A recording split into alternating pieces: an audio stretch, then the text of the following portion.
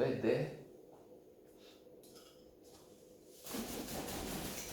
la Munte și la Mare. B D in the mountains and at the seaside.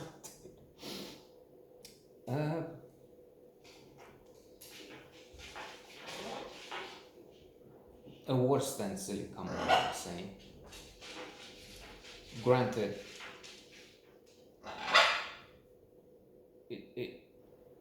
one is affected here by the fact that they keep coming and coming again and again and again in a loop, and there's more than the deja vu.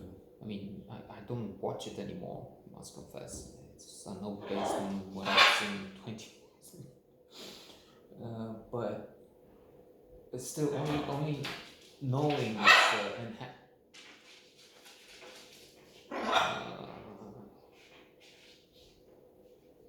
moving through channels and seeing a few things that, I mean, it's too much, too many times. So that has an impact. I'm thinking now, Alexis Zorba, Nikos Kazantzakis, and of course the classic movie, one of the best 100, Anthony Quinn, and Dick Bogart was I think he was his partner, Irene Papas. Then I don't know who played Bubulina, but she won the Oscar. Anthony Quinn was also nominated for that supporting role. So Alexis Zorba in the book, he talks about his fondness, obsession for cherries. He loved cherries so much that he thought he has to get rid of this longing, this urge he felt. These are not quotes. Surely that Alexis Zorba, by the way, is one of the best 100 films, but one of the best 100 books ever written, as compiled by the Norwegian Book Club, which has asked luminaries like Nadine Gordimer, Salman Rushdie, late Umberto Eco, and many more. John Irving, splendid, wonderful writers. So that's a serious compilation, and Alexis Zorba is there, and these are no quotes. He clearly, Kazantzakis writes wonderfully on the subject and on the subject and everything else. So you should look in the book, but he says, okay, I need to cut this, which maybe he saw as an addiction. Zorba, Alexis Zorba. And so what he does is he eats cherries non-stop until he vomits, and he gets sick of them. He doesn't want to see them anymore. In other words, this bad day is ad nauseam.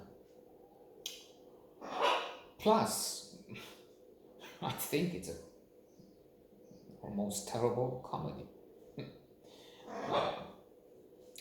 Having said it's so much that I can't stand it, I admit that maybe there is something there, but something which is lost with this over and over. If it's not on this channel, then it's on another, and then again and again.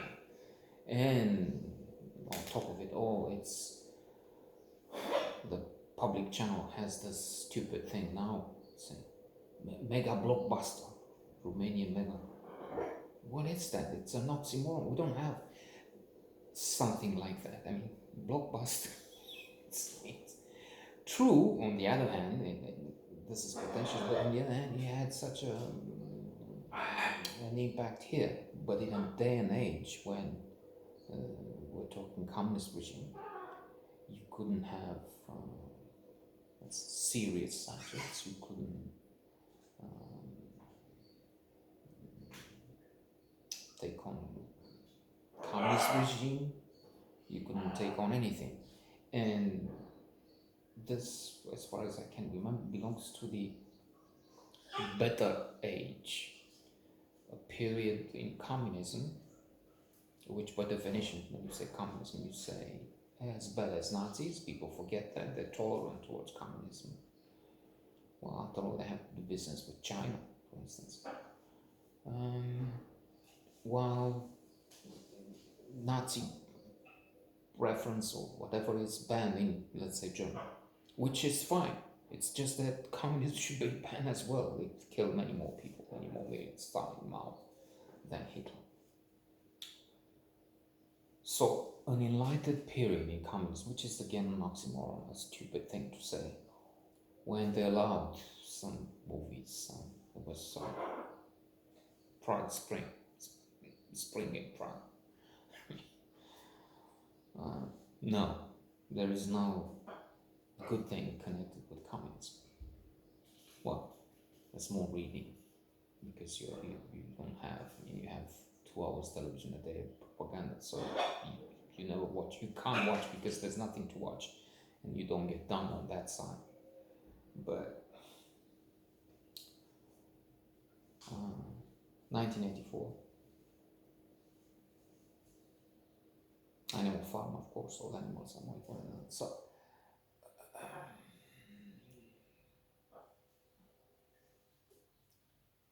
this comedy would have been censored even worse, let's say, were it to be produced towards the end, when they could make reference to food people knew. Shopudle, lizards, people knew when there was mention of food. It's cold. It's would laugh in theaters because it was cold, because there's no light. Because they would cut electricity, they would. But coming back to this is, the policemen are clever, the crooks, the thieves in the movie are silly. So it's the good is the police, the authority, comes in the regime, in the administration, in the those who try and cheat and lose. So it's stupid with this simplistic, and then the acting. Okay, Thomas Karaju was such a god here, but I'm looking at it. It feels false. It feels inauthentic. It feels exaggerated. Cabotinage. Papayani, really? I don't know if future generations could have any tolerance for any of this.